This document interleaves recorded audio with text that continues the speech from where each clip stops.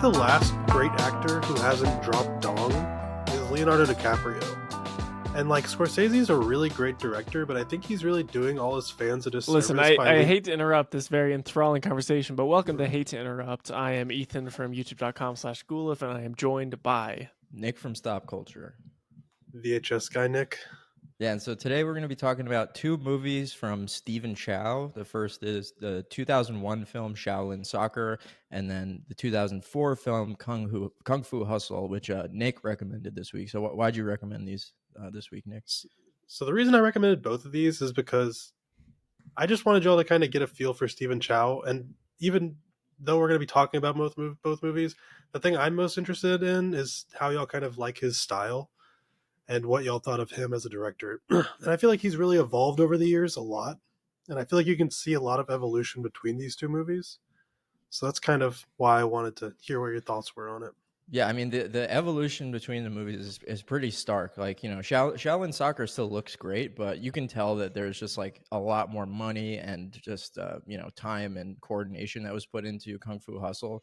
It's just like the scope of that film is so much bigger than Shaolin it feels more Soccer. confident for sure. Yeah, it definitely looks better in almost every way, I would say. But I really enjoy both, though. You know, What's really crazy is these are not near his first films. He's made hundreds of movies in like the Hong Kong like film area.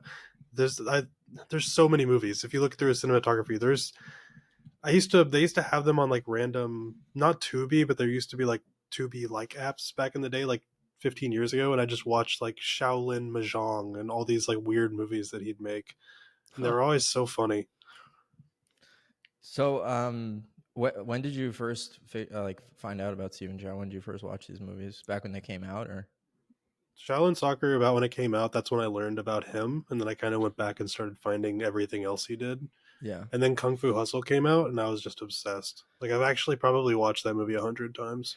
Like, correct me if I'm wrong. Like, when I was a kid, I remember seeing advertisements for Shaolin Soccer everywhere. It was like kind of a big movie in America, right?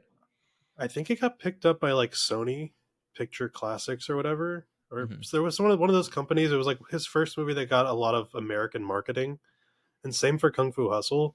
So yeah, I think they're his first movies that kind of got actual pushes outside of just China. Yeah. I have never heard of these. Oh, really? No. Well, I guess I'm younger than you guys, but I've not heard of these. I heard of like I watched Sardonicast, and I think they at one point had this on for an episode, but that was the first ever time I'd ever heard the term Shaolin Soccer or Kung Fu Hustle? Oh, Shaolin Soccer. I didn't hear about Kung Fu Hustle because all I'd heard about was Shaolin Soccer, and the only thing I'd heard about Kung Fu Hustle was when they were talking about Shaolin Soccer, and we're like, Kung Fu Hustle's good too. That was it. So Yeah. I thought Kung Fu Hustle was going to be about dancing for some reason. I don't know there's why. a lot of dancing in it. Yeah. Yeah. My favorite part of Kung Fu Hustle was the Flash scene when they both just randomly turn into the Flash. You know what I'm Oh, talking and just about? start bolting. It's not even the across. Flash, bro. It's straight up Looney Tunes. Like, Yeah, Yeah, they that's got what I love the- about these movies. They're so just and that like it's great because he uses so much CG, which I hate.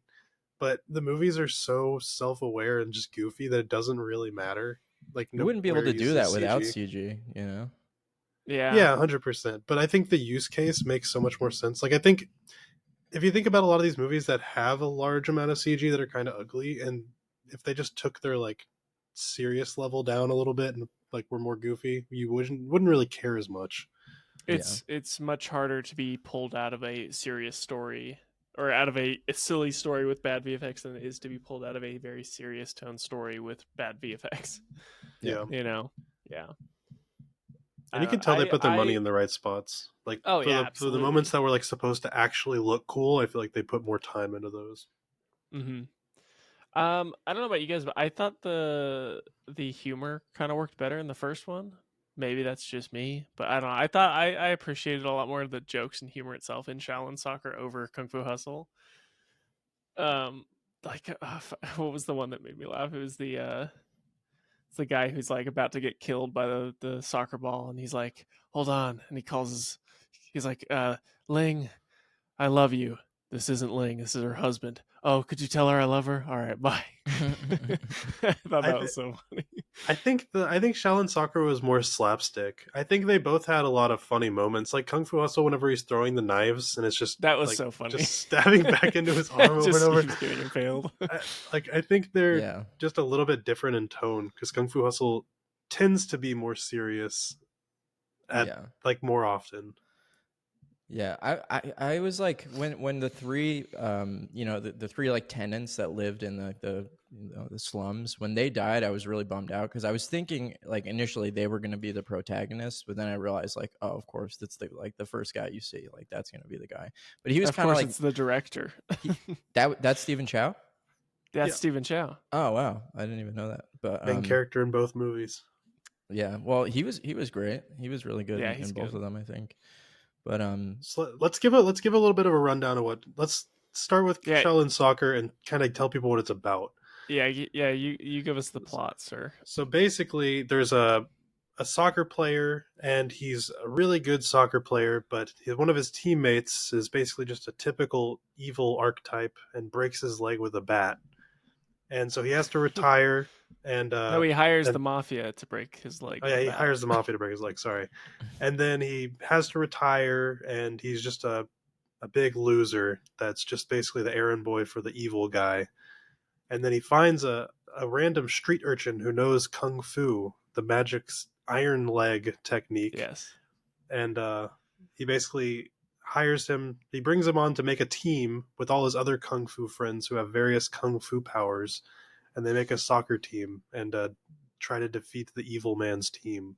wait, no, I thought Who's he goes to the old like Golden Legs old teammates, wasn't it?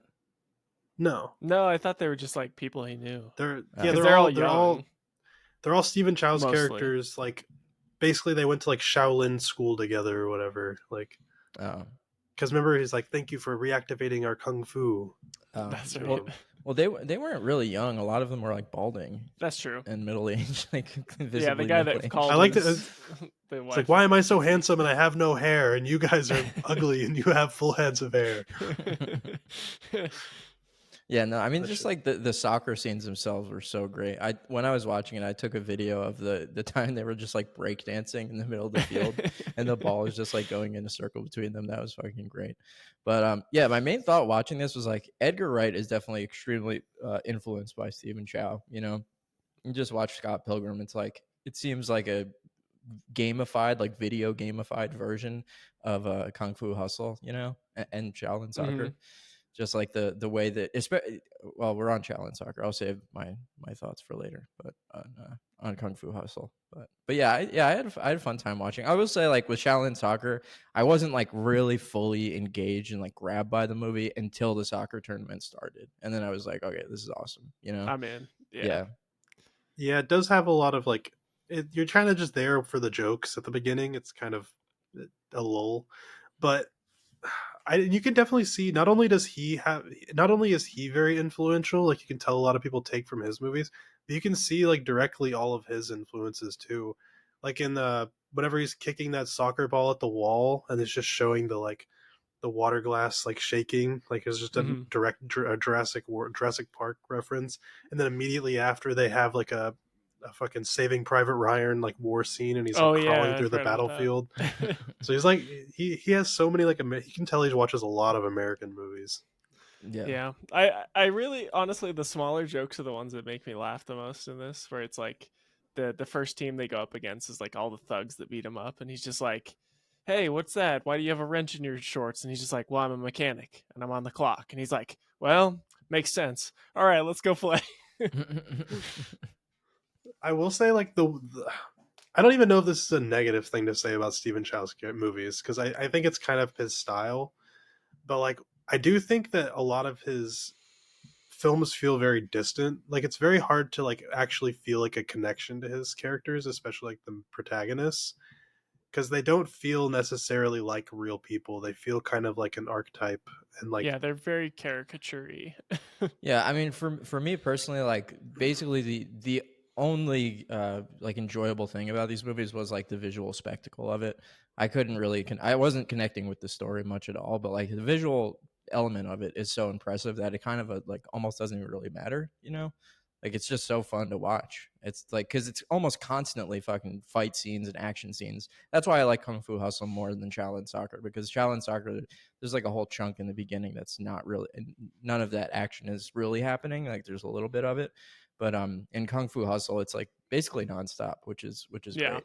And I did feel more emotional connection to the characters in Kung Fu Hustle, like the whole flashback scene with the lollipop and stuff, and then The like going lollipop back girl and scene actually kind of makes me tear up a little bit. I'm like, damn, dude, because I feel I've I, connected to her character more than I do the main character, honestly. yeah. Well, yeah, he was I like, was. I want to be a bad guy. The good guys never win, and that's because he got pissed on by a bunch of That's what I bullies was in like. You guys were school. like, that scene made me cry, and then I was like, as I'm watching it, I'm like, they're pissing on his head. Yeah, This they is literally No, ridiculous. pissed not on this man. not that part. I'm talking about like whenever like she's like so excited to see him and he just breaks the fucking Oh the yeah, lollipop, that dude. was messed She up. looks so sad, bro. I was like, damn, dude, I love the like stealing her forlorn ice look she cream. gives him when he steals the ice cream, and he's like, I stole your ice cream," and they're just screaming on the tram, and she's just like, reaching All out right, to well, him. we can we'll reference Shaolin Soccer throughout, but let's go ahead and get to Kung Fu Hustle. What are y'all's ratings for Shaolin Soccer? I'll give it a 7 out of 10. I think it's like good. It's yeah, fun. I'll go 6 out of 10. I think I'm at like a 7 as well. All right. But yeah, so in Kung Fu Hustle, I was Yeah, just what is this imagining. about?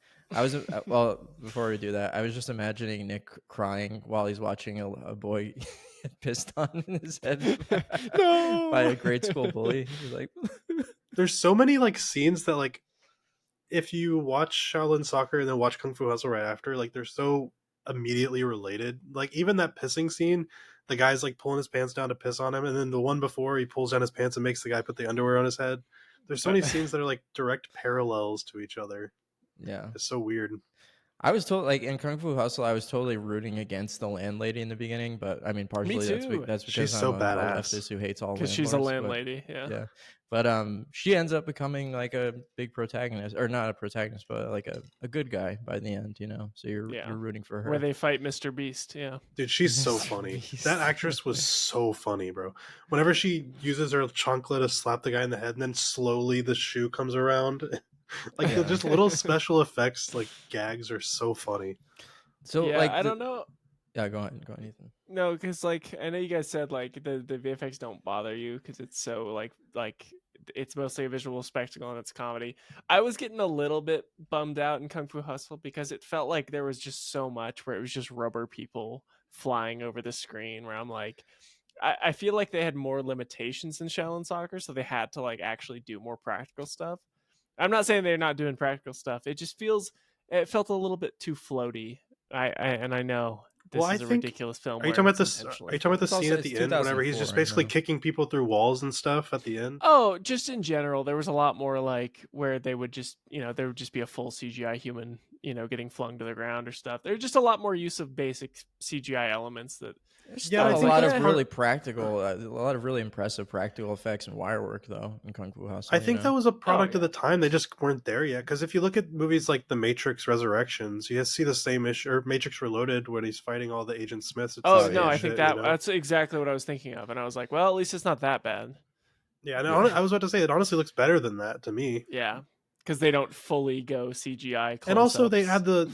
add they lean into the comedic aspect of it. Like they're more self-aware that it doesn't look perfect. Like whenever he's like at the fight at the end when he's fighting all of those uh Axe Clan dudes and he's kicking them through walls. It's like puts the pinball sound effects. Ping, ping, ping. Yeah. So, I mean, Yeah. So- No, the there was musical actually fight was the best part of it for me. that was so sick.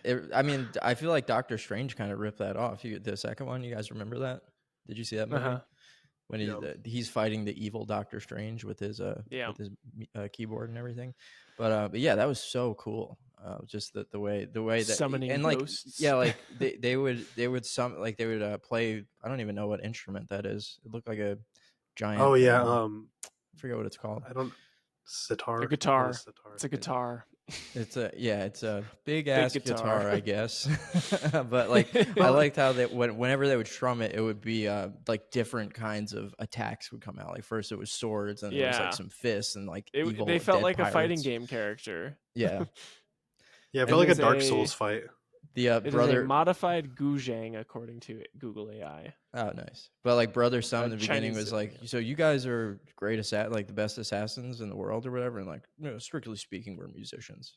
And I was like, what does that mean? yeah. And then you find out it's like, oh, I get it now. And Oh. I think all of the villains were really effective too. The main X clan or X gang leader, like him just being kind of a huge piece of shit that doesn't really have any power. He just like Smokes, compared to the just smokes actual bad cigarettes. people. Yeah, And then Yeah, all there's he the does is smoke crocodile cigarettes. guy. He's just actually crazy. yeah. What, the Mr. Beast? Yeah. Well, I don't know. I like you're saying the CGI wasn't great. I mean, for 2004, it was pretty damn good. I think, especially that musical fight. Like that looked very good to me. You know, for It the wasn't it time. wasn't that it was bad, it was just it felt like there was just too much of it to where I was getting a little like, oh man, come on, I want more, you know. Like I do think it looks good. There's one shot specifically where I went, oh shit, that's like really impressive. It was, I think it was during the musical fight. And it's whenever someone grabs like a spear or a piece of wood and it like twists, and like as it's twisting it's breaking and you're seeing the wood split apart while it's like torque, like the torque is pulling it. And I was like, Mhm. genuinely it had like really good physics on it, and I was like, damn, that's like actually impressive. The textures weren't all there, but yeah, like you said, it's 2004. Yeah, I like when there's an attack that like slowly goes up their arm and like destroys their clothes. You know what I'm Yeah, and talking it does about? Yeah, like it's the so twisting of funny. the Yeah, skin. yeah, like Looks an so Yeah. Indian cool. burn. Or when he punches the guy and the punch just goes through him and it blows out the back of his shirt. Yeah, And it's been said like there was a big rumor that he was like trying to immigrate to Canada a long time ago, like in the 90s. It'd be crazy to see what he would have done in America for his career, you know? yeah, yeah. I mean, he could have had like a Bong Joon Ho sort of trajectory. You know, like Yeah. starting to make more English films or whatever to reach an American audience if that's what he, Oh. because from what you say, it seems like that's what he was interested in doing. You know. Yeah, I mean he has a few movies that are still pretty Americanized after. He has a Journey to the West, which was really good. And he has The Mermaid, which is also They're I English enjoyed it a speaking. lot. No, but I don't think his movies necessarily have to be English speaking, just because of the like the themes they touch on, and like because his movie, I don't feel like his movies feel very foreign. I mean, I've watched some movies that like feel like they're made for people who in France and shit like that, you know? Mhm. Well, I don't know. I think in order for a movie to be big in America, it kind of has to be an English speaking film. You know, I mean, there's exceptions to that. Parasite. Yeah, Parasite, but that's kind of like the only Yeah. one I can really think of. You know? But it's also like a thing that's taken so long to get to that point to where we're like, finally people are given a chance. The fact that a foreign language film won Best Picture is like, was huge, and it was huge for that exact Yeah. I'm reason. trying to think, are there any other ones that like are actually foreign speaking that did well? Yeah, I'm not Yeah. I sure, mean, but they do well in like I think, cinephile circles, obviously, but not in yeah, mainstream. the problem with that is like the amount of people that I talk to that are just like, oh man, I don't want to have to read while I watch a movie. I'm like, all right, you I honestly definitely have watched a movie where you have to read a piece of paper in the movie. Yeah. I honestly think this is like the one place I think AI has a place in cinema, and that's for dubbing movies in other languages. Like I think if you could I have hate the dubs. original voice actor's voice or do something in English with like the mouth being corrected, I think that could honestly help a lot of like international movies Like AI do correcting better. the lip The movements and mouth everything too. movements and stuff. Yeah, correcting the lip movements and then also using the original actor's voice to do the voice for the character in other languages. Mm. I Yeah. think that would be really cool, and I think that would be probably ideal for the movie because you don't want to hear somebody else's voice for your acting, you know. I mean, I I guess don't that's know. what they did with the Brutalist, right? So like something kind of like that, right? I Weren't you mean, that's telling us that? they Yeah, you basically were saying that corrected he his should they be corrected his disqualified from being an Oscar yeah, winner. because that's not that's the original version of the movie. I'm saying No, I'm if they just saying made like the technique would be kind of yeah applicable to what you're talking about. yeah maybe I don't 100% know how they did it, but yeah, something like that.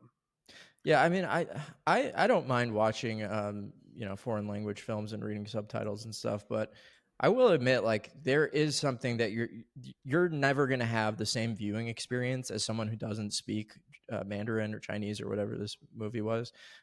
You're not gonna have the same viewing experience and like really grasp the little idiosyncrasies and intricacies of the language that's being spoken, because you just don't know what they're like, how they're actually saying things. Like, you know what I mean? Like, you're just reading it on a screen. You're never gonna really engage with it as much as somebody who understands the language. You know what I Yeah, mean? that is true, but also AI won't ever allow you to like be in that position, because you can have jokes that are written for that audience that are just like culturally not relevant to us. That Well, like no, even if you obviously there's going to translate be, it. but I'm not saying that humans that shouldn't have a part in it as well. I'm just saying that that's a lot of manual work to do every language. I'm not, but Oh no, humans no, I should. know. I'm just saying there's never going to be a situation where you 100% truly understand like exactly the translation that they're saying unless you Yeah, speak but the language. yeah, I agree. But it'd still be better, especially for a lot of people that don't like subtitles. I don't mind them either, but I understand why people feel that way. Because a It's a lot of lot of people don't my like to put, generation a lot of people don't who want to put has, all of their focus into something. because they have really bad attention spans like my generation. Exactly. Yeah. They're cooked on TikTok brain rot. Yeah. Yeah. But I think it is just it's like a focus or attention thing, but it's also it's what I was talking about before. Like, I think it's just harder to connect with films that are spoken in a language that you don't speak. You know, it's there's like a distance between you and the There's a film. disconnect Yeah, at times, yeah. I yeah, think it But depends on the subject matter itself, because you can see something like Parasite where that that's what I was was about such to a say. universal theme. Sorry to steal your thunder. But yeah, No, I Parasite has agree with such a you. universal theme that like everyone was able to connect whether you fully understood the language or not. Like everyone knows what it's like. Well, a lot of people know what it's like to be poor and in that position and have the same feelings those characters are feeling. But yeah, yeah, something might not connect otherwise unless it's a very universal feeling and story. yeah. That's what I was going to kind of say about these movies too. Like I think it depends on the subject matter, because if it's a situation that you and your like society aren't really going to understand, it makes it 10 times harder to Yeah. connect with it. So Which I why think do you guys Parasite think the and this were. no good? No, go ahead. No, that's why I'm just like I then it makes me think, why the fuck is the Transformers movie so popular in China? I don't know. I think Transformers movies they're just all spectacle almost. You That's know. true. Like, you Well, just have to like watching big robots. I mean, fucking people in Asia seem to love like what are those things called? Kaiju, Gundams. Yeah, kaijus and yeah. oh, Gundams and stuff. So like that's mechs and basically, stuff. yeah, that's Transformers. You know, you could just watch like I a also don't.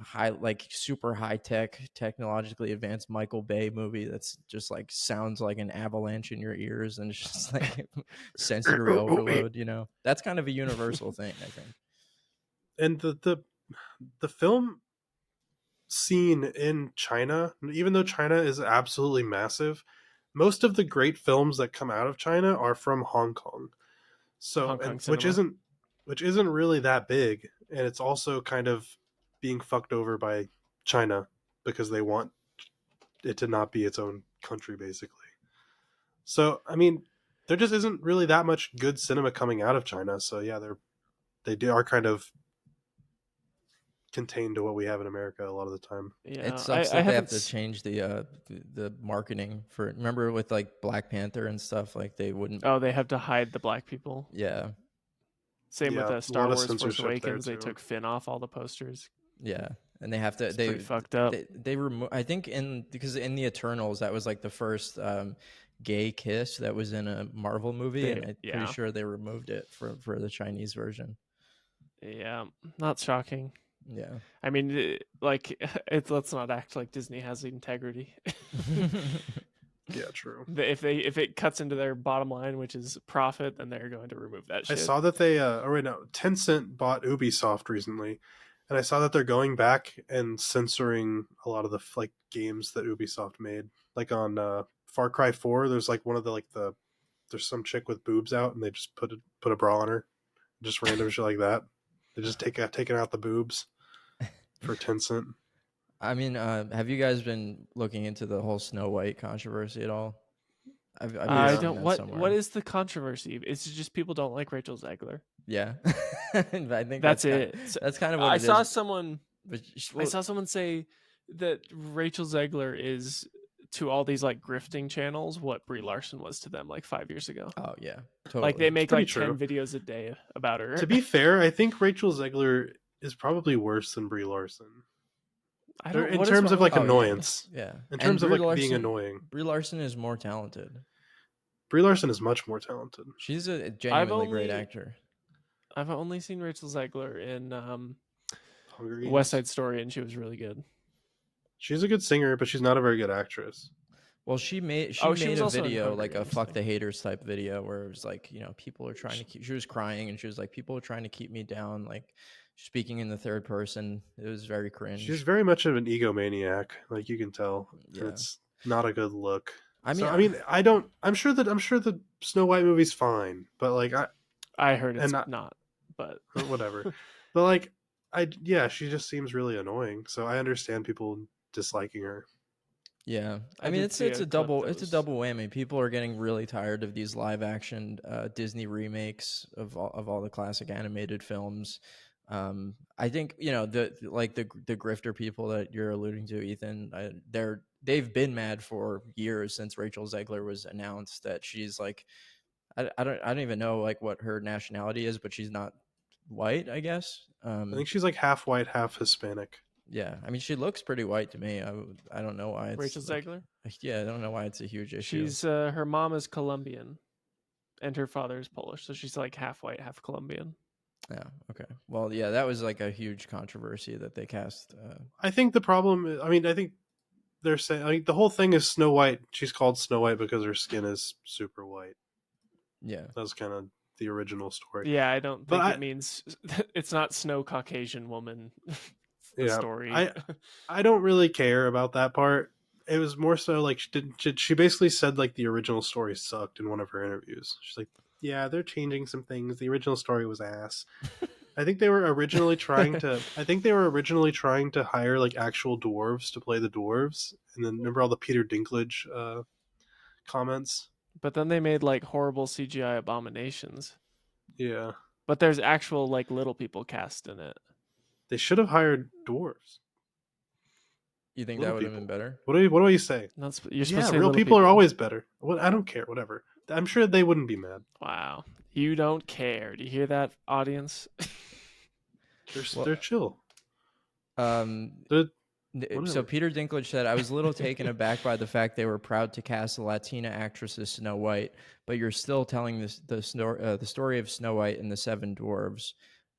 You're progressive in one way, but you're still making that fucking backward story of seven dwarves living in a cave. What the fuck are you doing, man? Have I done nothing to advance the cause for my soapbox? I guess I'm not loud enough." Damn. So basically, he's saying don't hire Right. dwarves or you're a bad guy. Well, I think it seems like he has a problem with the story, The story Itself. itself, Yeah. yeah. Like I feel Yeah. like, but then that just takes away the jobs of seven people. Yeah, I'm Yeah. sure like seven little people. I feel like little people sound so much worse than dwarves. That's what Am I I crazy? know, supposed to right? say. Yeah. Little people sound so demeaning. Yeah. It's I'm not. what's Yeah, up, I'm not bud? sure. What's up, little man?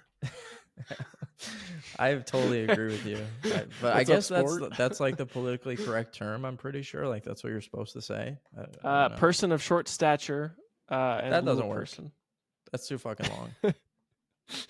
Why? What's wrong Yeah. with dwarf? I mean, that's Yeah, it isn't sounds it's sounds like because it's just like a a medical term, fantasy you know. race. I don't know. the condition is called But dwarfism, isn't it? but even dwarfs in the fantasy race are sick. Dwarves are sick, objectively. Yeah, I love dwarves.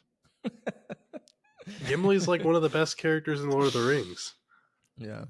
Well, let's give a rating for Kung Fu Hustle and then get into our next topic. Unless anyone has anything else to say. No, I think these are fun No. picks, and I think they were great. Yeah. So yeah, Kung Fu Hustle. I'll do 6 out of 10 again. I'm honestly saying I'm going to do this same as the first 7 out of 10. I think I prefer Shaolin Soccer, but I'll give it a 7 out of 10 still. 9.5. That's all right. Whoa, nice. That's pretty big. What's the last half you're missing? Yeah, what's Um, that 0.5? I couldn't quite. I wish they would have leaned more into making me connect with the main character a little bit more. That's I fair. think the I want to be bad thing is just not necessarily an effective enough I don't know, Motivation. driver Hook. for him. Yeah. And then also at the end, whenever he kind of just gets his like face pounded to a pulp, and then he just wakes up and he's kind of the good guy. It Yeah, kind well, of He's just doesn't Neo. necessarily make sense. he's the Lisan Al Gaib, dude. Yeah. But I mean, there's just little things, and I think, but it's hard to say that because there's also part of what I love about these movies is the way that he kind of doesn't care about things always making sense. Like for example, in Shaolin Soccer, whenever he kicks the can like really far, and then he later on the coach walks up and he finds the can in the wall and he pulls it off, and the wall breaks down, and miraculously there he is on the other side of the wall. Like Yeah. it makes no sense that that would be the exact location, but it's a sick transition, It is. right? And I was thinking that exact same thing. I was like, that was pretty badass.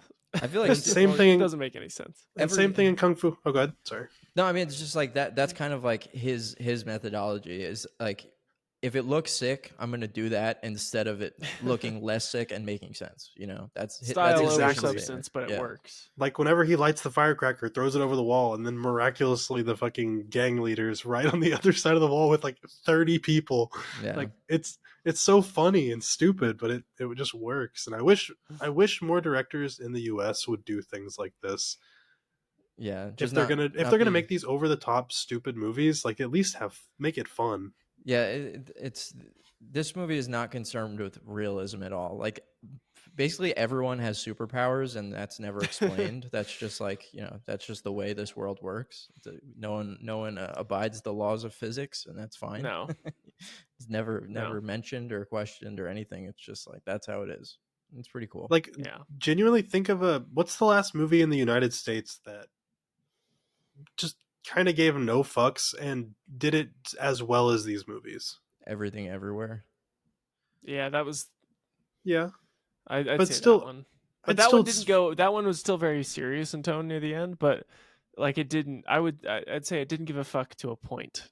Up to a yeah. point. Yeah, but if we're gonna it definitely abides by that rule that I was talking about. Like if it looks sick, we're gonna keep it more so Yeah, if it makes sense. Like Yeah, I agree. that's true. because it's just like I'd all even say that it's multiversal wackiness in that movie. So Yeah. yeah, it's almost like a Stephen Chow movie that actually kind of has a heart. yeah. Well, so wait, did you give you gave your rating, Nick? But 9.5. but I think it would be a good transition because we were just talking about Snow White. Like Nick, you had this topic you want to talk about, like Jon Favreau and stuff. You want to? Yeah, so my big thing, I used to be in love with Jon Favreau when Chef was coming out, when he did the first Iron Man, and I mean even back in the day when he did like Swingers and stuff like that with Vince Vaughn. That shit, I've loved him forever, and it was super cool to see like a huge swarm of people also loving him, right? Mm, And but then he kind of just started taking jobs, right? Just taking whatever he could to make some money, like doing the Lion King movie, which you could tell he Yeah, kind of that shit did fucking that for blows. the fuck of it. And then even I think he maybe necessarily didn't not care about like Cowboys versus Aliens, but that movie wasn't very good. That was And he him. just I didn't know that. yeah, I think he was one of the writers too. But there's just so many things that he did that just haven't really lived up to his reputation. I'm wondering if y'all have any other directors like Jon Favreau that were kind of like built up on this massive pedestal and then had it kind of You know, fall crumbling down. I do have one actually that I just thought of. It's not as big of a they have been this big famous director, but it's two that had like a very good track record, and they were on like they had made one of the most successful movies of all time, that being the Russo brothers, and then they have not been able to make anything after that on their own that isn't tied to anything, because like even before the Avengers movies, Winter Soldier, Civil War, they were still doing Community, and that was like critically acclaimed, their famous paintball episode. But everything after Endgame has been like nobody cares yeah. and it's kind of just generic. Yeah, I mean, I don't. Yeah. It's hard for me to even put them in the conversation because, like, they did Community, and I think worked on some other TV shows and stuff before that. But like, their entire filmography is within the Marvel machine, and it's like if it's just like known or in Hollywood that if you're a director working in the Marvel machine, like you're not really the director in this, and like the director's role in the Marvel machine doesn't have the same job basically as other movies. Like Yeah. Feige's there like controlling everything. You have to work within a very like parameters that are set by the machine of Marvel, you know. Yeah. I You I almost also never get don't to write either, unless you're I James also don't Gunn. think Yeah. that they were household names that people were like the Russo brothers are amazing. I'm so excited for the next thing they do. I think people said that they did really well with those movies, but I don't think people were like chomping at the bit for the next Russo brothers project. Yeah, that's true. Because like you almost don't even like people don't credit them with making the most financially successful movie of all time. They credit Marvel with it, you know. Like Yeah. sure, the Russo brothers they have the director credit or whatever, but it's not really thought of that way. It doesn't feel that way. You know what I mean? It's not a Russo brothers film, it's a Marvel Studios film. Yeah, which Yeah. is like that's baked into the cake of what Kevin Feige wanted to do with Marvel, which I think ultimately is smart for him if he wants the cinematic universe to feel cohesive. Um, I guess I mean James Gunn just was really able to get more He was creative super control lucky. than anyone else. I Yeah, wonder because why that those is, but maybe he has some dirt on Kevin. Yeah, but like, yeah, maybe I don't know I because think he it's wrote the first one probably by himself, right? I think yeah, he just I proved think himself it's really quick. I think it's honestly that they knew he could walk and do something else yeah. and they didn't want him to. Yeah, Yeah, that's true. But yeah, just going back to John Favreau for a second, like I think he started getting up there in age and he probably was just like, all right, I can go make some passion projects and not make a ton of money, or I can just like be a Disney journeyman director, and make millions of dollars every year, it's like that calculation. Once he became the Iron Man guy, now he gets an executive producer credit. I'm not sure if it's on every Marvel movie. I think it's on any Marvel movie that Iron Man appears. So I'm not sure if he's getting them anymore because Robert Downey Jr. isn't in it, and I don't know if he'll get it when Doctor Doom is because that's not Iron Man. But yeah, he's made But so don't much money from doing that, and then just like once he did that, Disney hired him to do Star Wars and then all these live action things. So it's a but don't paycheck. you think that's a bit disappointing though? Because Oh yeah, of course. whenever you build up that kind of reputation and you have that much like pull within an organization, you can be the change that that company needs. He could have made every Disney movie he made as good as Iron Man, but I mean, obviously they probably wouldn't let him. But I don't know. I wish he would have fought a little harder. Well, it To seems like I mean Mandalorian was good, right? I've only ever watched the first season of that show. I heard it like that's kind of falls all. off, It but goes down from there. Yeah, uh, it's not good. it becomes Cameo City where you'll just be like, "This, do you remember this character from Clone Wars? No, well, too fucking bad. Here they are. You better care about them." and Favreau is involved for all He's three like the seasons. I overseer think he only showrunner. directed the first season. Oh, Hmm. I mean that there you go. But I think he did kind of start a sort of culture change at the Disney Star Wars Yeah, because of people were Mandalorian. starting to feel like there might be a change coming Yeah, whenever because that happened. Mandalorian was so different in tone, like scale. It was a very small story. There was no empire, no, not really. I guess there was like some I mean, Jedi's. I don't really he remember, just made but a spaghetti western in space, which is kind of what Star Wars was supposed to Yeah, be in the first he place. just he expanded the scope of what Star Wars can be like, and because of that, I think things like Andor are able to exist because he kind of like he shifted the paradigm over there. Kinda, but then they immediately did Boba Fett, which was fucking dog shit. They did Obi-Wan. They kill the acolyte. They kill every bit of goodwill they start to gather. Yeah, yeah. no, that's true. It's like they do something good and then they go, okay, well, we got to make 5 more copies of it as quickly as we can, and then it just people get tired of it. How many people are like, I only care about Andor. I'm not watching anything else but Andor. That's Like, me. that's where I'm at, and I know a lot of people are like that. Yeah. I mean, if I another big, I know they're working on another Daisy Ridley Star Wars movie. I'll go see that for sure. But Yeah, it's weird we haven't had one or any like. It feels like every announcement they make for new Star Wars stuff is like, well, they might cancel it in a month. I don't know. Everything's really inconsistent with Lucasfilm right now, yeah, except for some shows. I mean, why is that because of the backlash to the first trilogy they did? They're like It has to scared. be. I think they're just like we don't want to fuck up again and Yeah, lose all the goodwill we have, I genuinely or feel lose like any we might.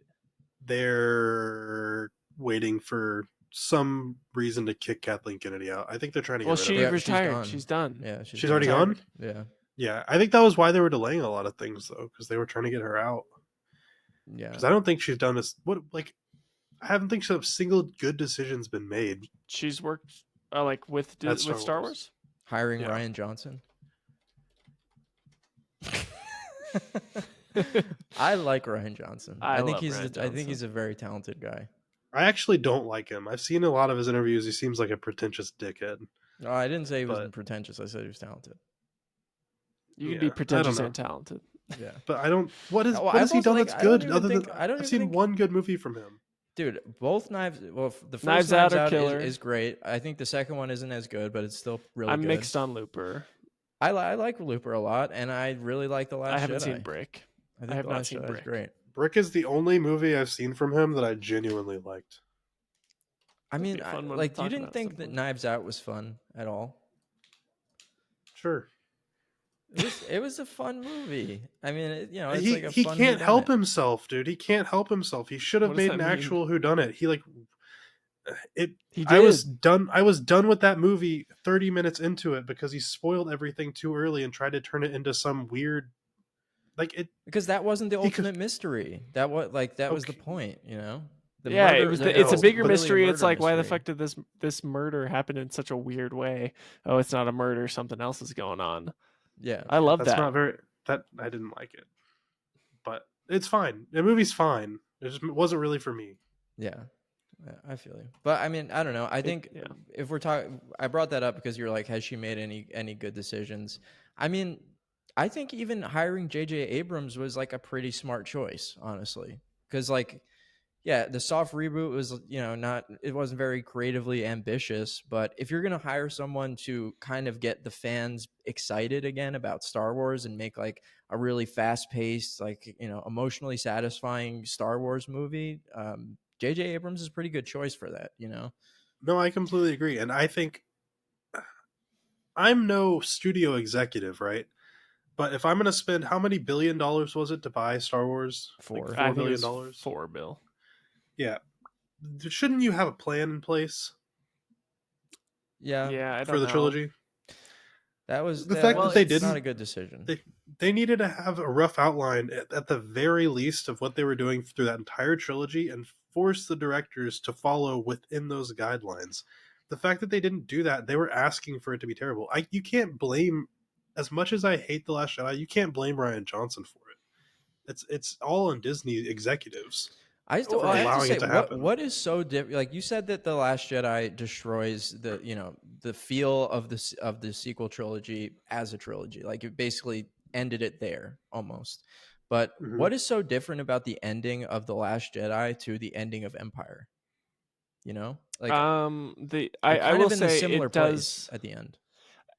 kind of, but it feels different. It feels like, sure, yeah, they've been pushed up into a corner this entire time, but the main difference is like the overarching villain is gone, and in its place is Kylo Ren, who is a very interesting character, but it makes it a little more complicated because, like, okay, are we gonna have a redemption thing? He's just the main antagonist now, whereas like in Empire you still had like the Emperor is like, okay, well, that's the real villain and we can do something kind of conflicted ideas with Darth Vader, whereas like in Last Jedi at the end of it, it's like, well, I mean, unless they somehow bring back a new villain to replace him, it's gonna be just Kylo Ren. No, but I mean, in both of those And it movies, also, the primary antagonist is Vader and Kylo Ren. The other, the Emperor in Empire Strikes Back and Snoke in Last Jedi they're not the primary antagonists. but here's the thing, right? Darth Vader, you're not supposed to know how conflicted he is until the last movie. There's no signs of him being in conflict between his good and evil side. Yeah. Whereas Kylo Ren, the entire time, it's him flipping and flopping, trying to decide what to do. He's not a very effective main villain. Well, I mean, it just makes him more of a sympathetic character. That's it Yeah, but the falls into whole like the thing is he sympathetic should. villain trope, But that type of person needs somebody to be controlling them for them to turn on as well. Like they need to have a way to. He basically in the first movie kills his dad, and that's supposed to turn him to the dark side, right? He's supposed to be like, okay, I've officially decided I'm evil now. Mm-hmm. But then he continues to flip and flop back and forth the entire time. Yeah, even because after it's the that. guilt of doing that fucking horrendous act that makes him feel like, holy shit, like maybe I made a gigantic mistake, Like that's totally relatable. But that's why they shouldn't have killed Snoke though, so that there's still somebody pushing him to the dark side. I don't know if that was the right decision, but I will tell you, I fucking hooted and hollered as soon as I saw Snoke get cut in half. I was so hyped because I was like, "This is gonna be fucking awesome!" Yeah, I literally was rolling my fucking eyes into I the loved back of it. my Shit. cranium. I was like, "Holy shit!" They killed like the main guy like halfway through the trilogy. I think that's sick. yeah, I really like it because why does he need an external force to push him to the dark side when it's clear that internally he's been doing it to himself, right from He the wasn't beginning. though. He wasn't And though. What do you mean? It was Snoke pulling he's him to the dark conflicted. side the entire time. Well, why did he go to Snoke in the first place? Because Snoke was calling to him. Because That was like the whole thing in like the flashback. Like Snoke had been basically spending whispers to him. Luke saw the dark side in him, which made him, he almost killed him, right? And isn't that what happened? He saw he had a hint of doubt where he flicked his lightsaber on and then immediately regretted it. Yeah. So he was obviously being pulled to dumb. the dark. I don't remember Snoke was whispering to him the whole time. I don't remember that. No, so he's basically in Last Jedi. Luke is like, I sense the dark side in him. That's all we get. And then in Rise of Skywalker, or whichever fucking one, Rise. they basically say like, I was communicating. He was every voice inside Kylo Ren's head. So when he heard Darth Vader talking to him, it was fucking somehow Palpatine. And then Palpatine. When Snoke was in his head, it was also Palpatine. And Oh, okay. So that's an invention of the last movie, which sucked ass. I will say, say what people will say what they will about Last Jedi. Like Rian Johnson did what he wanted to do. He was set up with Force Awakens, made what the movie he wanted to do, and it pissed me off in Rise of Skywalker because it felt like J.J. Abrams went, well, I don't want to have to follow that, so I'm just going to retcon a bunch of shit he did. And it's like the entire movie is just correcting, or quote unquote correcting, all the things Rian Johnson committed to. It's like lightsaber's broken, it's fixed. Kylo Ren's helmet, it's fixed. Anyway, it's not cohesive. And as much as we can shit on The Last Jedi, which I don't like the movie, it's not Rian Johnson's fault. Nobody should have let him do that in the first place. So I think you're talking to him like he's a fucking kid. It's a good choice. Like Rian Johnson at that time he proved himself with directing probably the best episode of television ever made, Ozymandias Breaking Bad. Directing.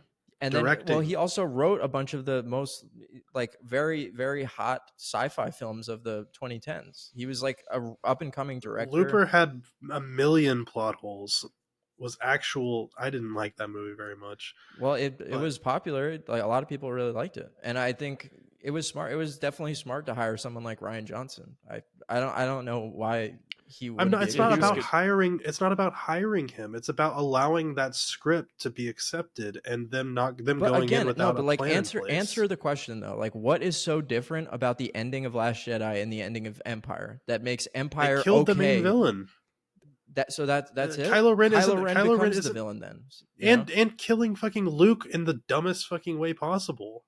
I love the way Luke goes out. I will fight you Okay. on that, dude. I think it's such a smart way. It's so stupid. So, Why? just killing two characters makes it impossible to have a good ending. I don't know why that. Why is And that the them case? basically wiping out all of the resistance and making it feel like they're good. Oh, it's so stupid, bro. They basically killed out all of the resistance. They killed the main bad guy. They left Kylo Ren a very not very believable bad guy. You know he's going to turn around and be a good guy in the last episode. It's very like you know exactly what's going to happen by the end of it. I didn't know that Palpatine would return, but So I That was actually the only wasn't. thing they could do. I knew they would. Yeah, I no, again, I don't I like. think I don't understand why they even had to have Palpatine.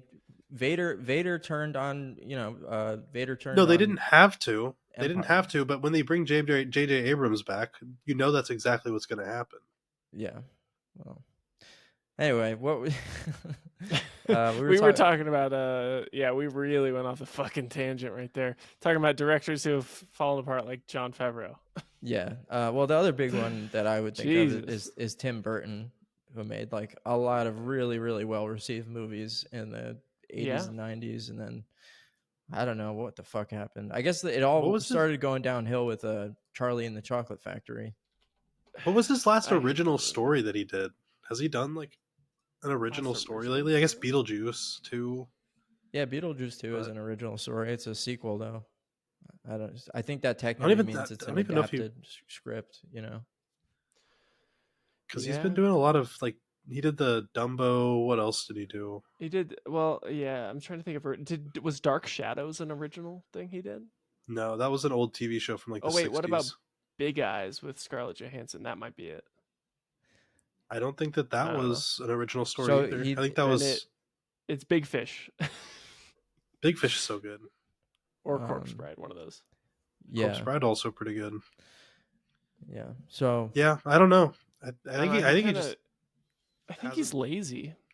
Yeah, I think it's like the Jon Favreau thing. I think he's just like, I can make more money by working for these big studios and doing these like remakes and reimaginings and stuff. It's like it's definitely a paycheck thing.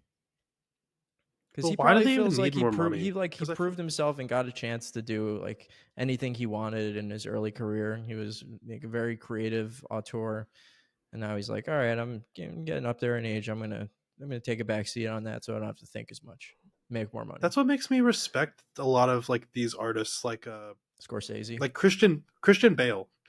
Like Christian Bale, you can tell he never just takes a job for a paycheck. Oh He yeah, only takes roles that he thinks he can contribute to and like find himself in. And there's just not enough artists like that, I feel like. which is why You think that it was same for who? like in Thor, you think the same thing? That's what I I was haven't gonna seen bring Yeah. up. Love and Thunder. I think he went into that and like really gave it his all. He And was I the don't best think he part of expected that. that. Okay, so he wasn't the problem. It was Taika Waititi. Yeah, 100%. That was the issue. Okay, I haven't watched it because I've heard terrible things.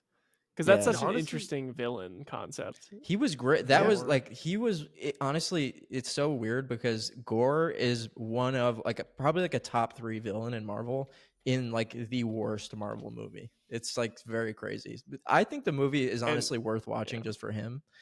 Like you should definitely check it out because it's a great performance and he's like a really threatening villain. It's unusual for Marvel to have a villain that's like actually kind of scary, but he's fucking terrifying in that movie. Yeah, he never phones it in. He's been in some movies that weren't like even Vice. Did y'all see Vice? Yeah. Oh my god. We had a I love that gigantic movie. argument about Vice. Did we? on our Did you first hate it? No, it was me and you against Tim. Oh, he hated it. Tim was Okay. saying that it was like a Family Guy thing, but Oh yeah. It was a Family Guy thing. But yeah, is there any more actors like that? There's like or directors even that just only do. I mean, honestly, Scorsese is the big yeah. one. Yeah, even he's fucking But, almost yeah. 90. His He's doing movies it. aren't always the I- best, but I heard never he said some calls sort of phones it in. quote that just like broke my heart, where he was like, "I have so many stories in me that I have to tell, and I know I'm never going to be able to tell them all because I'm not going to live forever." Yeah. And I was just like, "That's so it's such a tragedy," because he's like what, almost 90, like mid 80s. Yeah, He's getting up there. He's not going to be able to keep making movies for long. yeah, that is sad. the good news is he's told a lot more than most. I mean, He has can't- told a I feel shit like ton of stories. I don't think he's gonna have many regrets. Yeah. Well, speaking of old men I don't know, having maybe just regrets, shark tales. Anyway, I wanted to bring up, I want to talk about Stan Lee for a little bit actually today because I'm planning to do a video on this. It's gonna be called like Stan Lee and the thin gray line of creative ownership, because Stan Lee is, if you ask the public, like general public, what they think of Stan Lee, it would assume that he's like the godfather of Marvel, that he created all of these characters, and in a way he did. But obviously the way that comics work, it's like there's a writer, but there's also an artist who also shapes the story a lot. And in some cases, the artist shapes the story more than the writer does. And particularly for Marvel, like back then, have you guys heard of the Marvel method? This was like Stan Lee's invention. no. So basically, the way it would work is this. This is called the Marvel method. The way that they would come up with characters and come up with stories. So the writer provides an outline of the story. This could be as detailed as the writer wants. But back in the day, it was all pretty much rough sketches. That outline gets passed to the penciler, who then plots out the comic based on the outline. Pages get passed back to the writer, who now writes in proper dialogue and narrative captions, and then over to the inker, colorist, blah blah blah, and the editor gets the final pass. So basically, it's just like the writer said, this is how like Spider-Man was invented. But he's like, Stan Lee was like, I want to have a story about a kid gets bit by a spider, has spider powers. Steve Ditko, what do you think of that? And Steve Ditko basically creates like the iconic version of Spider-Man that we all know, and not just visually, just also some of the best early stories of Spider-Man were basically Steve Ditko's sole invention. Because as their creative relationship went on, Stan Lee sort of took a back seat, and Steve Ditko is taking on a lot of the story elements. So it's like it's kind of just let's unfortunate, let's look at okay, so I'm making a comic, right? Yeah. I wrote a script about a robot gigolo, whatever, right? And I wrote the entire script. I'm basically creating all the things, and then I'm passing it over to an artist, and he's creating all the character designs. I'm giving him like a rough idea of what I want him to look like, right? But I obviously want him to have his input as an artist. But like, should he get creator credits if I'm paying him money to make the thing for me? Well, I mean, I think the difference is like your script is very detailed. Stan Lee wasn't giving Steve Ditko a script even. He would say, it's like, talking about the invention of Spider-Man when it first, the inception of the idea, he basically said what I told you guys before: gets bit by a spider, has spider powers, he's a teenager, blah blah blah.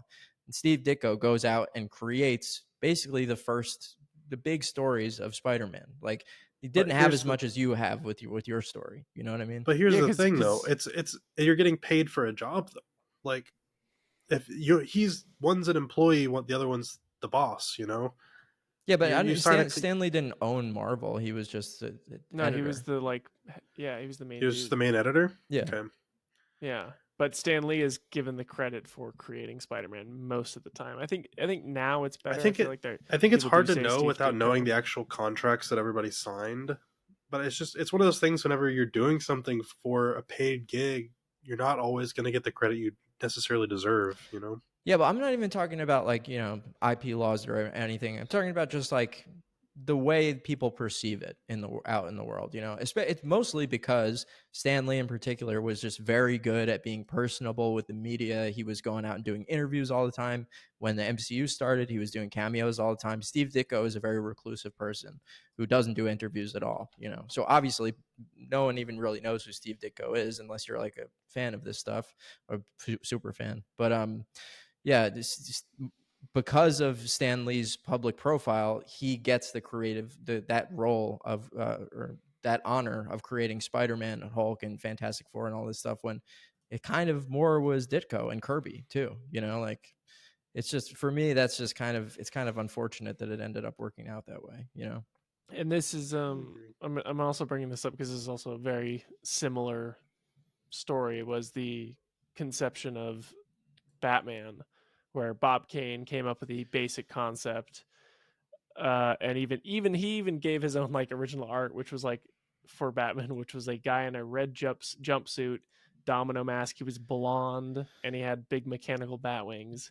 And then he passed it off to Bill Finger, and Bill Finger basically made everything interesting about Batman that we know Yeah.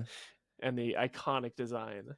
Because I And feel it like took till recently till he was actually being credited, because like you look at Batman 1989 and a lot of those older movies, it just says Batman created by Bob Kane. And yeah. I think recently for Batman v Superman and onward, it's Bob Kane and Bill Finger.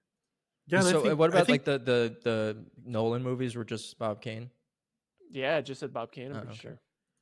I think a lot of the like production companies, especially back in the day, are very predatory. And I think Mhm. that's why it's really good that there are a lot of like creator owned production companies nowadays, like Image Comics and stuff, where you're basically there's no chance of you just having everything stolen from you. But that's a risk you kind of take going into working for these big companies because you get so much more exposure than you would elsewhere, right? Mhm. Like if I took a job writing at DC, I'm just gonna have to accept that if I make some new character and goes crazy, like I'm not getting any credit for that. It Yeah. sucks, but you're working for Marvel, right? You get to move on to make other things, and if you want the full credit, work for yourself. Yeah. I mean, it's just in the case of these comic characters, it really is just insane. Just because of what you're talking about, like if you work for these companies and create a character that first becomes really popular in comics, which you will get paid for that. If you'll get more money if your comic does well. But these comic characters get adapted into film and make billions and billions of dollars, and the people who actually created them and their entire origin story, which is really important for the movie, they don't fucking see any of that. Like I think Yeah. I have to look up the exact number, but like Stan Lee died with a ridiculously low amount of money considering all of the Well, characters that he created, you know. explain the premise behind that because I feel like that's a little bit of a different issue. What do you mean? Oh, so Like he had the 50 Oh, that million. Marvel penny pinching. He had $50 million at his death. So that's more than I thought. But That's pretty good. it's still like just considering the fucking multi-billion-dollar empire of the MCU now. And Stan Lee, Yeah. I've just said that he didn't necessarily create all these characters, but he was there. He was like Steve Jobs, like the idea man for a lot of these things. And then Yeah. Ditko was like what was the other guy's name? Wazenberg, or I forget. Wozniak. Wozniak, Wazenberg. Yeah. uh, Watsonberg. Nick, what were you saying? Explain that Yeah. concept. Explain what concept? No, Oh, the elder abuse. Yeah. So there's a documentary being made from the guy who worked. He worked for he Stan was Lee his at the end of his assistant, I life. Yeah, he think. was an assistant. He's like, I have all this footage of Stan Lee being, elder abuse, like people basically telling him to go do speaking events when he's like 90 years old, and he's like, aren't like, can we be done with this? Like, I don't really feel like doing this. Like, oh, you just got to go get one more, Stan. Like, they're basically like sucking him dry at the end of his life when he should just be like relaxing, And people are just getting mad because it's like, if you had all this footage, and why didn't you like say something while he was alive when there could have been something done to help him? Yeah, Like you're just fucking profiting off it it's yourself. it's really sad because it's like from watching it, like his whole personality seems like the kind of person that really wants to please people. Yeah. So I feel like that kind of person is really easy to take advantage of. Yeah, yeah, for sure. Have you guys also looked into like this assistant that is making the doc and how it's kind of sketchy? Yeah, yeah, I've heard a lot of It's things about him. so this guy that witnessed all this elder abuse was like, I didn't say anything, but I just recorded all of it. And then I saved it. And what, Stan died in 2019. So he's had this for like 6 years and just hasn't said anything. And now he's on Kickstarter being like, okay, I need $300,000 to finish this documentary. It seems like a very calculated thing, It which kind of really sucks. does. I don't think this guy cares about Stan. If Yeah, he's like, I waited 5 years till I got all of it, and then I'm gonna ask for extra money instead of just put. If you really cared, he would have just put the footage out there or made it right away. Well, he was saying yeah. like I didn't have the power to stop it at the time because I was just an assistant or whatever. But it's like, I don't know, man. You're like Come on, you're dude. working for Stan Lee. If you have a story and footage of like evidence of elder abuse, you can fucking go to the New York Times and they'll respond to you if you have that footage. Yeah, Like they will. they want that story. So like you They'll did pay have you. the They will power. pay you. Yeah. Yeah, So it's like it's he wanted the prestige more yeah. than anything. Well, it's also you're kind of flushing your career down the toilet when you come out with those kind of things too, though. Like you're kind of kind of be blacklisted. Yeah, I mean, he's thinking that this is going to jumpstart his career when really like you said, he's basically blacklisted now because I don't think anyone's going to be very interested in this documentary when it comes out because of all the controversy around him. I mean, I think people will watch it, but I just think it's kind of scummy, just at a base level. Yeah, At least the way he went about it. And then there's all these stretch goals that are like, you get a signed autographed thing from Stan. yeah. I mean, All right. Stanley's legacy is just really interesting to me though. Like how do you guys like have you guys ever listened to Alan Moore talk about Stanley? No. Like there's a lot of But clips I like online Alan about Moore. Alan Moore. I mean, he basically made a very bad name for himself like in the comic artist or comic writer circles at the highest levels, you know, because people just kind of saw him as a huckster almost. But at the same time, he did a lot of good for the industry by being that He's kind of like huckster personality, you know? he's the type of person that actual artists will hate. Like that's because they don't see the value in what he does, Yeah, right? They see the value in the actual art. They don't see that without somebody like him marketing their shit wouldn't be near as popular as it is. that's So very I true. think it's just somebody being short sighted because of the side of the spectrum they're on. Like people don't respect comic writers at all because they're not the ones creating these characters, creating the art, right? Yeah. But in reality, they probably wouldn't have been able to make a story as good without that person. Like if I watched this documentary the other day called In Search of Steve Ditko, where they actually, you know, because like I was saying before, Steve Ditko is very reclusive. So this guy, Jonathan Ross, he's a journalist. He was trying to find Steve Ditko, get him to do an interview, but he interviewed Alan Moore and Stan Lee about Steve Ditko. And when he's talking to Stan, he was like asking him about the creation of Spider-Man, and Stan, like he's it's very funny like the way he talks about it because he's like, I told Steve that like I consider him a co-creator of Spider-Man. But he's like, Steve was mad because he's like, "Oh, you consider me that? You're not just saying I am that." And like Jonathan Ross kind of like caught him in a like a chokehold almost, like a verbal chokehold because he's like, "Well, I mean, is he the co-creator?" And Stanley's like, I don't really think so. Like I think the guy who comes up with the idea is the creator, you know? Like he just won't he won't give credit where credit's due, kind of, you know what I mean? Which is why he has Yeah. that bad reputation. So, Yeah. Because that's not a good look. yeah, it's really not. Eh, not really. It was my idea, and then all of his hard work. Yeah. Yeah. I don't know. He was like Jonathan Ross was like, well, you know, if Steve Ditko didn't make those wonderful drawings, Spider-Man wouldn't be as popular as it was. And he's like, well, then I would have just created something that didn't succeed. You know, it's just like he really won't give credit where credit's due. But I don't know. It's interesting to me because like most people think of Stan Lee as like the godfather of comics, you know, like this super important figure. But like if you dig a little bit deeper, he's kind of a controversial figure, which I think is pretty interesting, you know. Yeah. Because all it takes is throwing him into a cameo in a big Marvel movie, and then people Alan love Moore him. is a fucking weirdo, by the way. Yeah, he's into occult magic, I found out. Oh, Oh, that's so God. sick. Yeah. I think he's an actual wizard. Dude, on the documentary, he introduced himself as like an author and a magician is what he said. I'm an author and a Doesn't magician Alan living in Moore like? Northampton. He sounds like he would just be the scariest person to talk to. Like I feel like he'd be really intimidating. Oh yeah, he's incredibly intimidating. I One mean, thing I've learned. Oh, good. no, I was just gonna ask you guys like how do you feel about Alan Moore's take on Rorschach?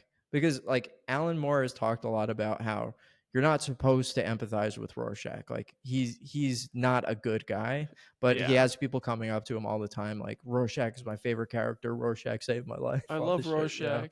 Like people think of Rorschach as the protagonist, but like Alan Moore, he said like if you those people who come up to me and say that like please get the fuck away from me because you're probably a psycho. You know, I mean, how do you I guys feel think about that? Alan. I think Alan Moore is a pretentious piece of shit as well. I think he's a good writer. I think he's a Of good course. writer, but I think he's a pretentious piece of shit. What for And saying that? yeah, I think any character you can connect to, as long as you give them like enough of a backstory about them to understand their motives. I think Rorschach is Rorschach's motives are completely understandable. I don't think you should say what he's doing is necessarily good, but I think it's 100% understandable to like want him to succeed in his goal because I think it is technically the right thing to do. Yeah, but at the same time, like, it's not necessarily his motivations that are the problem. It's his views, which he makes pretty clear throughout the comic. You know, like he hates gay people. He has like there is something that he wrote in his file, like Adrian Veidt, possible homosexual, must investigate further. You know, like But it's also he's in the context. racist. But you also have to look at it in the context of the Watchmen universe. It's not that out of character. Is racism justified in homo? No, but that's Oh, kind of the okay. norm in that world. People are more amped up and shitty than the average. And I think of all of the evil in the world, I think Rorschach's the lesser of it. Yeah. Well, I think he made Rorschach to show that in the real world or whatever, if there was a guy like, I think, you know, because Rorschach is kind of a comment or a critique of Batman, I think, in a way. Yeah. He's the detective character, but like Moore is saying, if Batman actually existed, he would be a stinky psycho who like breaks into people's houses to eat beans and is like kind of like someone you would never want to hang out with. It's extremely difficult, you know, because it would I take also a kind don't of psycho to do something like that, you know. Yeah, and I also don't think it's the author's choice how people interpret their work either. I think Yeah. once it's out there, who cares? Like it's not up to you. Yeah, I mean, I'm sure he feels like people can feel however they want about Rorschach. I think it was just surprising to him that Rorschach got such a positive response from people. You know? That's not how I mean I feel like he's very judgmental of it. Oh, he totally is. Yeah, because Did you guys know the original creation of Watchmen was supposed to be like set in DC? Um, like Alan Moore wanted to take a bunch of D tier superheroes and make the story of Watchmen with it. Went to DC and they were just like, no, we don't want you to do that because we might use those characters. And he was like, all right, fuck you guys, I'll go make my own original characters. The characters he wanted to use, the two of them specifically, so the comedian in Watchmen was originally Peacemaker, oh wow, and Dr. Manhattan was Captain Atom, and the other one was like Night Owl was based on Blue Beetle, like Ted Cord. So yeah, I just think that's super interesting. Yeah. That he was just like, I want to use these fucking characters nobody cares about. It's so much better that he went off and did it on his own and created new Yeah. characters. Because I love Yeah. all of the characters in Watchmen. I think they're all great. Did you Yeah, I guys think it watch turned the out for the TV show? best. No, Yeah, I did. I saw the movie in bits when I was a kid, so I basically haven't seen the movie, and I haven't read the original comic, and I have not watched the show. So one day I just need to go through fucking all of them. I've consumed every bit of Watchmen media except Doomsday Even Clock. the oh, okay, that's what I I've was about read to ask. Doomsday Clock too. I've heard Doomsday Clock is pretty mixed. It's not amazing. Okay, because they try to mush the DC universe into Watchmen, right? Yeah. Or Yeah. other way around, more like, right? Kind Oh, of. that's right. I hate the show so much, but whatever. Why do you hate the show? We'll have an episode about it. I don't want to get into it right Yeah. now. Oh yeah, Ethan's. You can Ethan's go into a never little saw it. bit. I will I've forget already- by then. I've already done my whole. I've already gone into like hating the Last Jedi. I don't want to come off as a Mauler type person. Just commit. Be a hater. I can't do both in one episode. Let's have a session where we hate on Mahler for a second. Fuck that guy.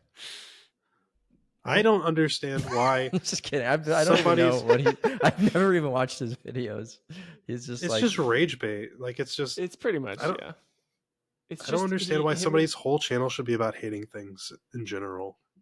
Not even just Mauler specifically. It's just like an unbridled catastrophe. Part 17. Spider-Man sucks. Zendaya's a bitch. Is that what it's like? Is that Ryan that's Johnson is a most stinky boot of a human being. Yeah, he's one of those Kathleen guys that's Kennedy. like, I can mathematically prove that this movie is objectively bad, even though it's a piece of art form that is subjective. Allow me to speak for 5 hours uninterrupted. Wait, how does he? What's that? I've heard people say that about him. I haven't watched his videos. I've just heard that he thinks a movie can be like objectively a bad movie. Yeah, I've seen criticisms of him. The one clip I've seen of his is like, Remember, and have you guys both seen the Doctor Strange sequel, the Multiverse of Madness? No, I saw bits, but I didn't really watch So, it. like, there's one part in the movie where Doctor Strange is in an alternate universe, and they're at a crosswalk, and in this universe, red means go, and green means stop. Because it's it's just a fucking little joke that they're in an alternate universe. Things Yeah, things are different there. It's just like a way to visually illustrate that difference between the two universes, and it's kind of like a funny thing in the movie, which is like it's like whatever. But Mahler spends like fucking 6 minutes or whatever saying how this is like the most ridiculous thing. Like, human beings are hardwired to think red things are bad. Why would the green be go? Like, it's just you just I don't understand. Is that like objectivity in film, like saying something like that? I don't know. I don't fucking I've understand. just seen that. My favorite meme I see is when it was like, you guys know who Jenny Nicholson is? No. She's like a YouTuber. She doesn't upload often. She'll make like one video a year that's like 5 hours, and it'll be like a deep dive on like a Star Wars hotel at Disneyland. But she made one video years ago where it was just like, well, I didn't really like Joker, like the movie Joker, and it's like a 22-minute video, and then the immediate next video under it is an 8.5 hour video of like Mahler and all his friends like just talking about her video for. It's not the entire thing, but it's just that juxtaposition is so funny. Wait, so they were like cutting down her video that's a big thing they do, is they constantly will pull up other people's reviews, usually ones they don't agree with, and then they'll just like pick it apart for like 5 hours. reviewing reviews. Yeah, pretty much. That's great. Good content. It's just such a strange way to live your life, like with that much negativity. Like, imagine walking or like, maybe I'll do this, but like I don't have a negative thought about another person for more than like probably like 1 second at most of my days. Yeah. Like, I don't think negatively about people, and they like, imagine that being your entire like goal. Like, that's your content you make, is just trying to like find something to tear somebody down about. Well, it's insane to me. Do you see him as kind of like a cinema sins type critique? Is that like pretty kind of a little bit? I think CinemaSins is fucking devoid of any value, but I don't know if it's that bad. I don't like haven't really CinemaSins given a lot either. of attention to Sorry it. about the sirens, guys. I don't know if you can hear it. It's okay. Did you hear it? Well, you gotta keep living committing in New crimes. Yeah, we York. heard it. But yeah, no, I don't know. I never really got into his content. I never watched it. It seemed like just from the titles, I was like unbridled fucking whatever. I watched was like, I watched some of his Star Wars Unbridled stuff when it was coming out, rage. only because I hated The Last Jedi, but even that was too much for me. Oh, that's probably how he got most of his views, were from Last Jedi coming out. I saw like I did this video a while ago that I ended up deleting, but I was talking about these guys kind of, and I was watching some of Nerdrotic's content as like research. I found a fucking podcast clip of Nerdrotic and a bunch of his friends. They were looking at a picture of Brie Larson's feet, and apparently they thought they looked disgusting. So they're like, all right, would Brie Larson's feet being this fucked up, like, would that change your decision to smash or not? And they were all doing smash or pass based on that. I was like, this is the most Hold on, disgusting I have to look up her feet. Hold on, I've hold ever on. seen. Let me look up her feet. But they were just fucking Yeah, that's fucking gross. like how. Oh my god, she has like one long toe. It's not that bad. Regardless, it's just like the concept of that. Like, how do you It's get that fucking detached from reality and like civil society that you think that's okay? You know. I think they just thought it was funny, and I'm not saying that's okay. It's not funny like, though. It's fucking disgusting. It's just I'm not saying it is funny. I'm saying that is what they thought it was. I mean, I don't think they think it's funny. I think they're so mean spirited I actually don't know who they that are, they just so. fucking they think it's okay to do shit like that. Like, it's. But how many views did they get? That's the thing. Like, I mean, a good amount. Nerdrotic's got like 1.3 million views, and he literally last through 3 videos in 2 weeks were all about Snow White. Of course, yeah. that's the thing. It gets the views, so there's no negative reinforcement for any of this. Like, I know that you disagree with it, but like, all the views are coming in, and they think it's fine. So it's just gonna keep getting worse. Yeah, I mean, the views come in, whatever. I mean, I think it's fucking disgusting. I don't know. I like, not all of it is fucking disgusting. A lot of it is just stupid content that I'm not going to engage with. That's just rage bait or whatever. but literally just fucking talking about some actress's feet with a close-up picture on it, saying, "Is that gonna make me fuck her or not?" Like, that's fucking gross, dude. Like, I I just agree. can't believe that. I mean, But it's most of this also guy's yeah. people hate, like, people were hating. Even forgot kind of why people were hating on Brie Larson so much, but that was like, you could say anything mean and people would just jump on board. Well, she made some comments about like film, like the film criticism circle not being diverse enough. She was like going through percentages of like, there's only X amount of percent of black women or whatever, basically any group that's not white men in like professional film criticism, which really pissed people off. And she was just like outspoken about her role in the MCU and all that stuff. I don't know. She just made herself kind of like the center of a lot of controversies by making political statements in the lead up to Captain Marvel being released, which is What these do guys, y'all think about that? Like, her Captain making Marvel political or statements her? and stuff. no, not her Okay. making political statements, but like, do you think there's enough like equality in terms of like film reviews? I feel like film reviews are so like independent nowadays. It's like nobody's really stopping women from stepping in and Yeah, I mean, I don't know. I guess like I support like DEI initiatives. I think just as like Same. a way but I don't to. think this is something you can DEI. I mean, you can implement DEI at any level of business or industry for sure. It's just like it's like hiring protocols. It's like at its best, it's not supposed to say like, oh, you're white, so you can't get this job. We need to get someone of color. It's supposed to make sure that companies are like, they're widening the scope of Searching from everywhere. of their Yeah. pool of potential candidates. So they're looking for people that are, just a more diverse pool of candidates is what it's supposed to be. But since obviously it's turned into like the biggest buzzword of the year, and Trump and Elon are trying to fucking any business or any government agency that had a DEI initiative is like getting fucking totally trounced right now. So I don't even know if people really know what it means anymore. It's the same thing as woke. It's become the new woke is It's just DEI. not. Yeah. So It's whatever their new buzzword is for the next couple of years. yeah. So I don't know, but yeah, to answer your question, I think that I don't know how much you can do to change it, to make it more equal. I think But over it's the not past even 10 the years, it's probably getting more equal on its own, I would assume. that's more what I'm saying is like, even in, like, we were doing that Discord for a long time for filmmakers or for YouTubers that do stuff about film.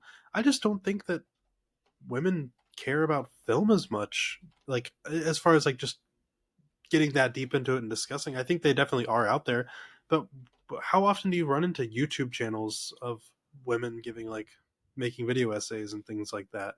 It Oh, doesn't feel as common. I think maybe like in our lane, it's definitely more men, but I see a lot of female video essayists that talk about politics. That's common. Like Yeah, in BreadTube, I would say it's like probably almost 50-50 men and women Yeah, that I've it's a seen. pretty good but split. that's what I mean. Like I think YouTube, there's nothing that's like specifically blocking people out, but you can see through the numbers that there just aren't as many of them. And I think that, I'm not even I don't understand the Brie Larson stuff, but I think that her saying that isn't necessarily that people are blocking out women in those fields. I think there's just less of them trying to get into it. That might be the case. I mean, especially if you look at, we've talked about this before. If you look at the numbers, like the gender breakdown of the people who watch our videos in particular, like the only time I had more than 10 or 15% women was when I was doing like a spooky true crime type piece. Then it was more Yeah, women and than I'm men. happy. I have a I have like, I think it's like 15%, and I'm happy with that number. Like, that's like, to me that's a lot, Yeah. because I know that there's a lot of people that we talk to that have, like, are in like the 3 to 5%, which is crazy. I mean, it depends. I'm sure like my last two videos were about Invincible. So that's probably 3 to 5%. I'm going to check right Yeah. now. What is yours, Ethan? Yeah. My gender Yeah, your spectrum gender kind of. breakdown. I think it's about as bad as you'd expect. Let me see. Age and gender. Yeah, Let's say my for the Invincible video I did, it's a 3.5% female. So My total lifespan is 6.7% female. Okay, well that's pretty good. So not good. So my White Lotus video is more women than men. That's 54% women. Heck yeah. So That's pretty good. yeah, But my whole thing is like we talk about this separately. Like we wanted more women in there, especially because like it's good to have an alternative opinion on a lot of our videos, you know, and how we could appeal to women more, and also just seeing the different types of content they create. But we couldn't find any, and also at a certain point, we didn't want them in there because it would have been probably a negative environment for them, not due to us, but not due we to actually us. We should clarify that. but we did genuinely like want more of them in the space. It just wasn't an option. Yeah, we had one. There was one woman in the Discord for a while. I would say it wasn't exactly the problem that we were there. It was other problems. Yeah. But yeah. But would you guys mind if I brought up this White Lotus video for a second? Because do it. I'll talk White Lotus with you. So a couple weeks ago, after the White Lotus had made 4 episodes, there's 4 episodes released. I was extremely disappointed with the season. I was like, this shit sucks. This is the worst season of the White Lotus. It's so slow. So many of the characters are so fucking boring. They got Walton Goggins, and the only thing the guy does is fucking look into the middle distance and like have a longing look on his face. I was like, this is bullshit. Like, why isn't he being utilized more? Then kept watching, stuck with it because basically just because of the strength of the past 2 seasons. I was like, I'll keep with it. Now, after the finale aired last night, I was like, actually, this is like the best finale of the show. And I really like this. Got you back in. Yeah, it was like this show fucking totally won me back. So what I did was on my video, because I'm not wanting to delete the video, even though I kind of don't stand by most of it anymore. Although, you know, I still don't like their first half, so I'll stick to that. But like, I feel bad for having that up now, knowing that I think it's actually good. But it's kind of like, I wanted to talk about like a larger conversation about like how you can potentially edit yourself or revise things, even though the internet's fucking forever. You can't edit a YouTube video to add like like an amendment to anything or addendum or whatever. The best you can do is a pinned comment that most people aren't going to read, you know? So it kind of just sucks. We're going to be wrong. What? Yeah, that's the thing. And also, like, we all grow as people. I feel like there have even been times in this short amount of time on the podcast where I've given a score and then like 2 days later I'm like, that was a bit high. You know, like I've been wrong on stuff. I think there's nothing wrong with that as long as you like, if you talk about it again, you go, yeah, I've changed my tune on that exact thing. Like if you made the video that was like, I was wrong about White Lotus or whatever, then that would, you know, that's acknowledging, listen, I wasn't really into this, but they won me back over. Yeah. I think as long as you're honest about it, I think there's nothing wrong with that at all. Yeah. It just for me, it personally sucks because the video is getting pushed more now after the finale. And it's like, actually most of the comments are agreeing with me. They're like, yeah, this fucking shit sucks. But a lot of them aren't, you know, so I don't know. I think as a content creator, I'm probably going to be wrong a lot. And that's because a lot of especially my videos, they're very much based on my feelings more so than any kind of like fact. So it's just going to happen. We're in the review space. I don't really care if I'm wrong, and I'll always admit that I'm wrong. That's really the biggest thing. If I realize I'm wrong, I'll admit I'm wrong. Yeah, that's what I did, but you don't care about being wrong? I fucking hate being wrong. No. I mean, you're just going to, as we change and grow, we learn more things. We learn things about ourselves that we didn't know 5-10 years ago. You're going to be wrong. You guys are going to sit there and tell me that you're like, oh, I'm wrong, and everyone on the internet knows it, and who cares? Or not everyone on the internet, but like fucking 6,000-7,000 people who saw this video are like, I feel like this guy's wrong. I feel like you know me. I feel like you know me based on a lot of the questions I ask you. That like I feel like most people would just Google and pretend like they already know it, but I'm not like that. If I feel like somebody knows something better than me, I'll ask them. Like I don't feel like I'm like the all-knowing knowledge man of everything, you know? Yeah. There's a lot of things I don't know about. And I think trying to live in a world where you're like constantly, I think it's good to be constantly editing yourself and making sure like you're like, all right, I got this locked down. but like, mistakes happen. And as long as like you're honest about it, I think there's nothing wrong with that. Yeah. I've been wrong in videos and stuff. Yeah. But Nick, what you're talking about, like not knowing something, isn't being wrong. You know, you just that's like an area of knowledge that you don't potentially have, and you're asking But someone for it. I'll still sometimes talk about things that I'm not 100% knowledgeable in, and I'll probably say things that are wrong, and then I'll find out later. I mean, it just isn't something that I constantly worry about. Yeah. I mean, I'm not constantly worrying about it, but like when stuff like this happens, I'm like, oh, God damn it. I just like, I'm kicking myself, you know? I think but now you have the perfect example to make a follow-up video. Yeah. I mean, think that's an I might have opportunity, done that sir. if this video did really well, but it didn't really do that well. So I'm not going to like, I don't know. Maybe I'll Rush It's think also about one of it, those things. There's a lot of content creators y'all probably watch that have bad opinions about certain things, right?